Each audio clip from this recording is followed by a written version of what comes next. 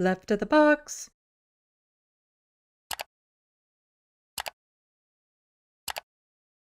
The Premier of Ontario, Doug Ford. Every month, the Daily Bread Toronto is seeing 12,000 new families sign up for assistance. It has never been more important to give generously if you are able. Thank you to the 200 volunteers who participated in the Daily Bread's Thanksgiving food sort in Etobicoke today. 12,000 new families sign up every month in the Toronto area alone. He doesn't see why this might be a problem. Like it's this is nothing to be bragging about. As far as I know, from what I hear, Americans don't have food banks the same way we do. Like, we don't have food stamps. So we're reliant completely on food banks that are run by different municipalities. And I've had to rely on food banks before. It's not great. It depends on the food bank. Some of them will require that you have to volunteer your hours in order to get food from them. The food selection is very poor. A lot of the food is very low quality. If you're diabetic, if you need gluten-free food and stuff like that, you're SOL when it comes to relying on the food bank for a lot of stuff. Or people who live in poverty who maybe just rent a room from a house or something like that, they don't have access to like a stove or maybe even a microwave. So they need or they might have a microwave, so they need like kind of pre-cooked meals in a way, and all that sort of stuff.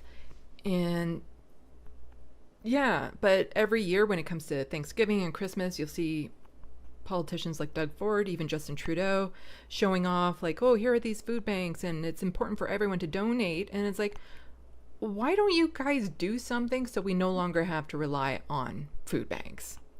Yeah, so what I was going to ask was, as you alluded to a few minutes ago, when Doug Ford here says 12,000 new families signed up for assistance, that's a sign that things aren't going well. Instead of boasting about the people who are helping, he's actually showing the He's showing decay of his what's ass. going on. Yeah.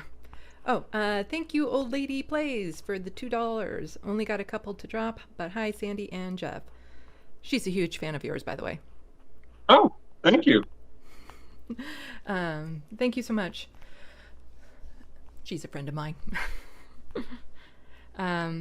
Yeah, having to rely on food banks and him not cluing into the fact that this isn't something, again, to be Most, advertising. Like, he doesn't realize the irony of this tweet, like how absolutely ridiculous it is yeah, that he would word it this way. It's like, I'm just going to state how dire the situation is, that we have so many people signing up for groceries.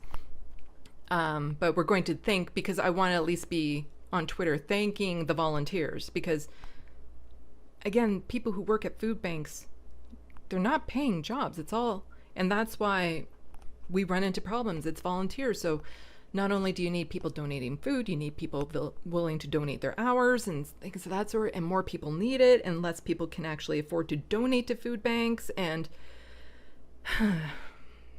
yeah. So then, so we have Toronto's new mayor, Mayor Olivia Chow, and she was also at the same photo op as Doug Ford, because you actually see them in some of the same pictures together. I lent a hand at the Daily Bread TO this morning. The combination of low incomes and high rents is a recipe for hunger. I am committed to building more and preserving existing affordable housing. That's how we get to the root cause of poverty and food insecurity. So she at least touches on it, like, here's yeah. the problem.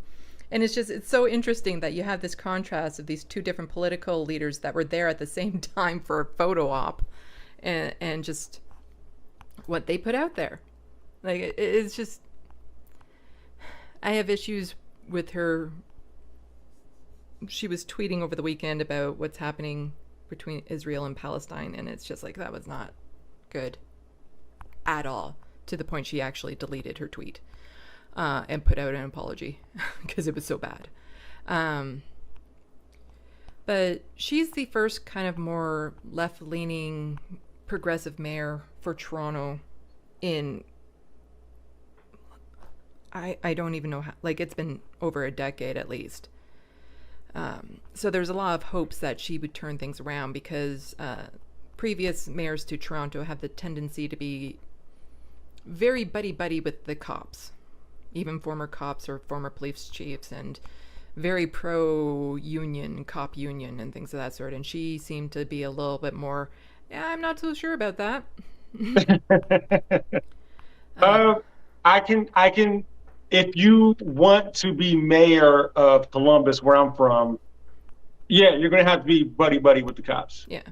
And I Well, would imagine that's a lot, like a lot of places. yeah, that's how it was pretty much. But I think things have just become so dire in this area that people were actually, it's like, no, because the cops in Toronto, especially like when it comes to encampments, what they do to the people is horrendous. And this is where you get that cross-border solidarity between right-leaning groups, is that there's been images of them wearing thin blue line solidarity badges with the United States. So it has like the maple leaf plus the American flag, and there's the thin blue line, which they're not supposed to be wearing.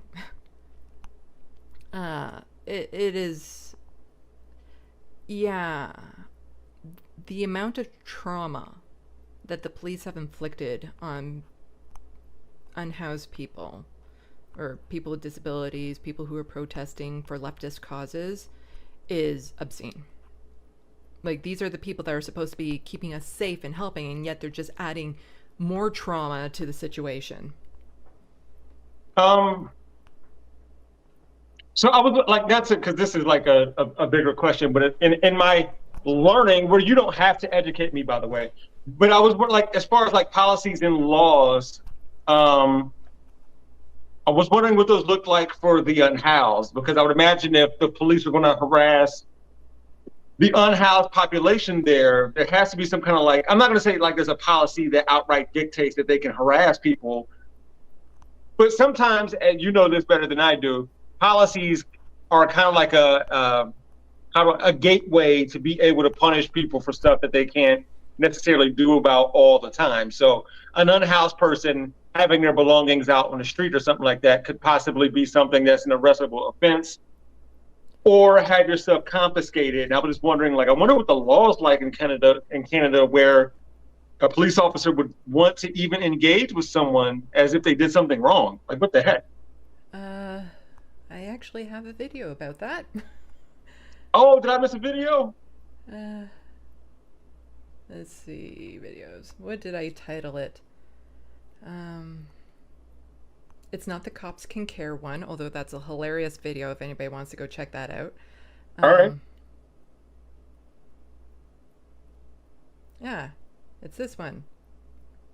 America sucks at this. So does Canada, is the title of it, with a big thumbnail of me saying, we care about our neighbors, spelt correctly. Mm-hmm. And in there, I talk about some of the issues around housing that, or the policies that are trying to be implemented, where it's things like, no, you're not allowed to feed the homeless. We're trying to restrict camping rules, or you can't hand out things. And it's a lot of the same policies that Americans put forth are translating up here. Because again, our cops, our government will look away at what the states get away with and think, yeah, we want that, and try doing it here too. So there is a lot of issues around criminalizing unhoused people. Let's see, let's go to this one. And so I don't know if you saw this tweet going around. I present to you $200 of groceries in Ireland. I did see this. Yes. Yeah. Wow. Actually, I wonder if I can pull up my tweet quickly. One of my tweets that got the most engagement was I took a picture of a grocery cart of my groceries. Yeah, and people were mean to you. Yeah. Well, I expected it. I remember that. I remember seeing that one. Yeah, because they became very judgmental over what I was buying with it. Actually, I should just have the image of it somewhere. Da, da, da, da. Why don't you talk about how absurd this, like, compare this, what you see on screen, to what Americans can get for $200 while I quickly look up my image. For one, I don't even know what some of this stuff is. Well, the amount of honey they got kind of threw me through a loop, but I'm not being judgmental. It's like, okay, they're getting it for a reason, because I'm not going to be judgmental over that sort of thing. Yeah, I was wondering what they actually use the honey for because I want some of whatever they make with that shit, I guess. Um, so in my household, I got two boys who eat like me, and so I do most of the grocery shopping because I shouldn't have to put that on anyone else. And I'm trying to convert what I see on the table to what, like, I'm sitting at my table right now. Like, what would I buy with $200? And I was just at the grocery store the other day, depending on which grocery store I go to.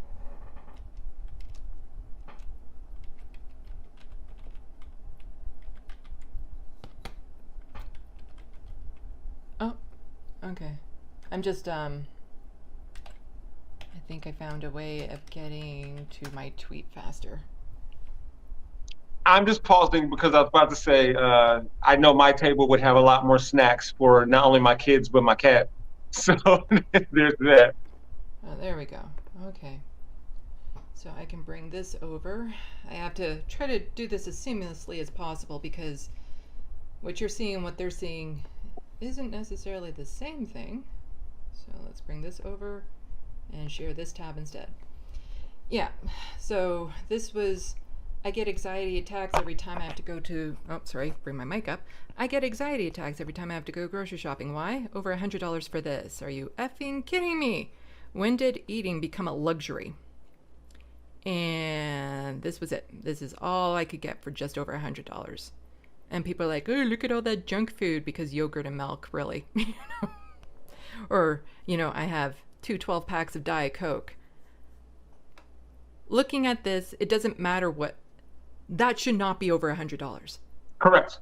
Like that, plain simple, stop, go. That should not be over $100. And the reality is, people who live with poverty often have to turn to more junky food because that's the only thing we can afford. That's what I was about to say. Like the fresh food is not subsidized in a way that is sustainable for people with lower incomes. And so Diet Coke would be, or just even people, my word. What people are essentially saying without saying it is that you need to spend your money on stuff that you don't particularly enjoy. Like, set aside how many of the dollars are like, you know what? I worked really hard this week or the last 2 weeks or last month. I really enjoy Diet Coke, so I would want those. People would rather tell you to change your shopping habits in order to keep you away from joy.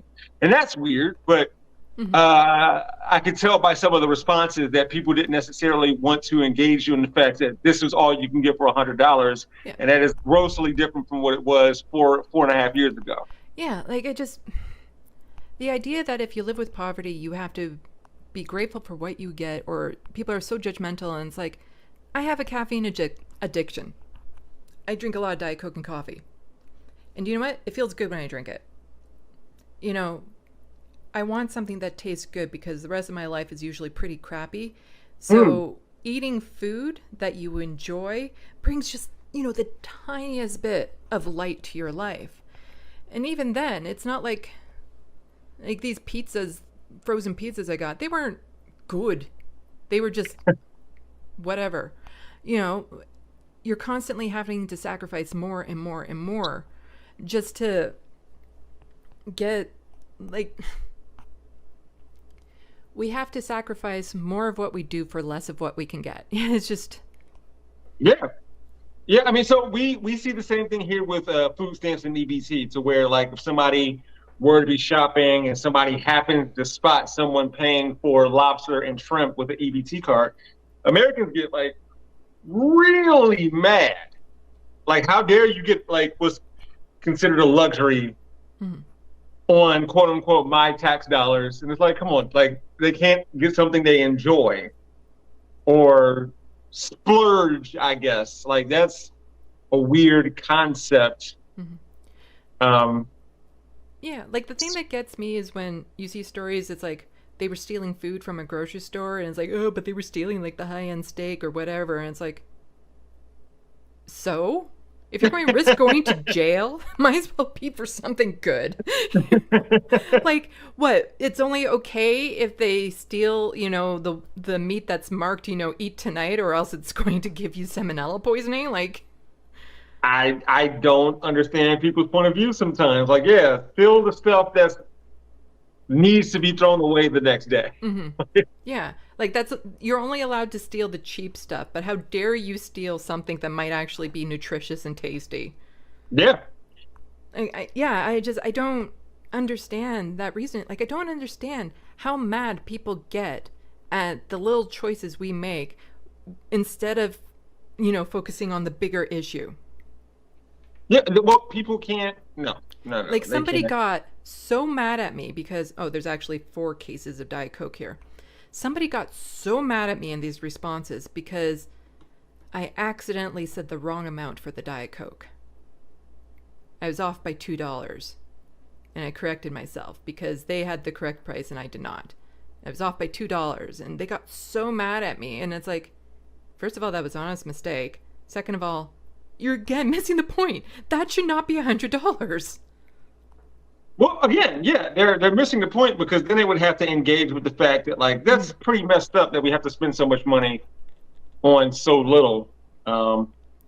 It's like, I have these granola bars here. Do you know what they turn into sometimes? A meal. Like, that's... One thing I have to tell people is that, and especially with my channel, where I'm told all the time that I make everything about race and like, Jeff, you like, I'll say it here, and I have to say it on my channel from time to time. I think people should do all they can in order to avoid mishaps and mistakes and shortcomings and stuff like that. But that doesn't take away from the fact that a lot of issues in this country and in your country are very much systemic. Mm-hmm. Like a lot of these things aren't coming down to personal responsibility or day-to-day decisions. Otherwise, it wouldn't just be you in this predicament. And even if there's like, well, a bunch of people are making a bunch of mistakes. No. Let's back up. Let's say, Sandy, you bought one 12-pack of Coke. How much better would that have made your life the next week or two? Yeah. Or made your grocery bill? Like, I don't think people want to engage honestly or in detail or with any modicum of nuance, and that drives me crazy. Well, like sometimes I hate my comment section because I'm like, nobody wants to actually talk about what I actually said. Mm-hmm. It's how it made them feel. Yeah, like I have a video that I did a while back too about a news article that came out. I actually made this into a TikTok as well, where a news article came out about how to try to keep up with the high costs of groceries. And a lot of the suggestions were undoable for people who live with poverty. It's like, oh, you team up with other people and buy bulk or something ridiculous like that. But then the last suggestion that they had on that page was literally, you know what? Why don't you try intermittent fasting? Wow.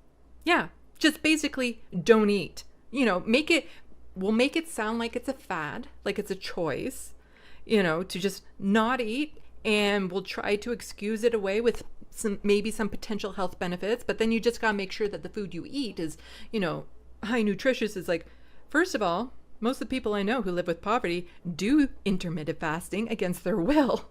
And the food that they can eat is sheer crap because it's cheap.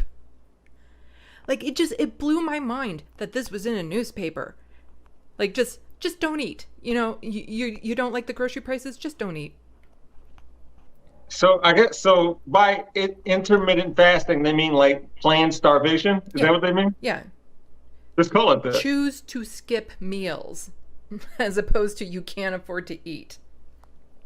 Jeez. Yeah. So I have a video on that one as well. But yeah, we got a news headline here. Most challenging Thanksgiving long weekend marked with soaring food bank use.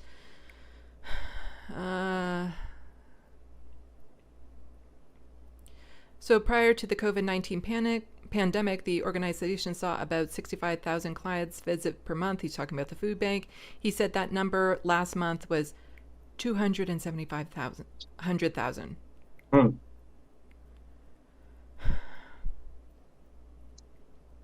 It is just...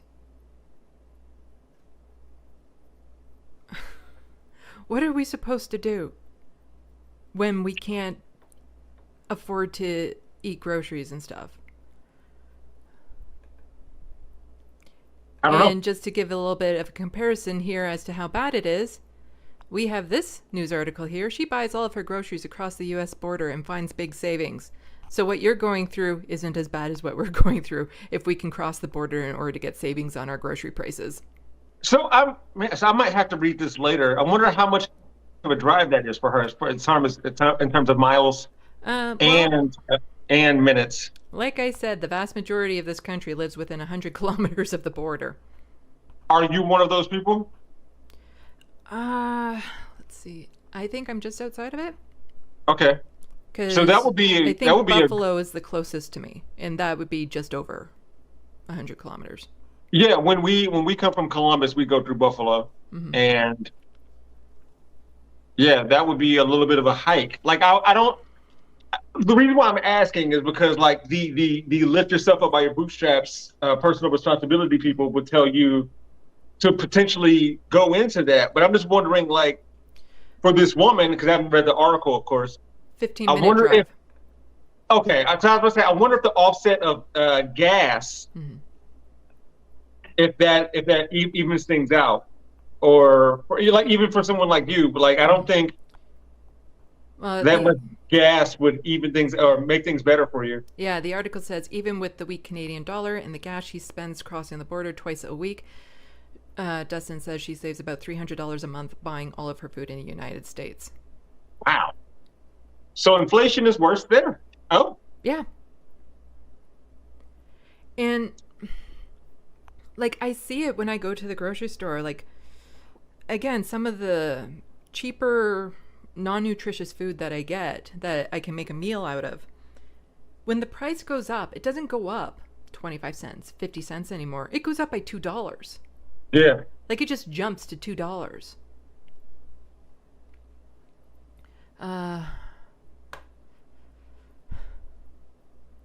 But it like that's part of the problem is that they're skyrocketing. There's always these excuses like they wanted to blame the pandemic, but the pandemic didn't have that impact on it. Like it didn't have that. And then there's nothing being done to rein this in because the federal government likes to say it's a provincial government problem. The provincial government likes to say it's a federal government problem. The reality is provincially, federally, there's something both of them can do that they're not.